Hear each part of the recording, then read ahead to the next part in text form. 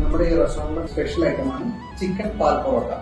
இது வந்து மேல வந்து பரோட்டா இருக்கு, அது நடுவுல வந்து பீஃப் இருக்கு, கீழேயும் வந்து ஒரு பரோட்டா இருக்கு. அடிப்பொலி. സെക്കൻഡ് സ്പെഷ്യൽ ഐറ്റമാണ് പഴംപൊരി വിത്ത് ബീഫ്.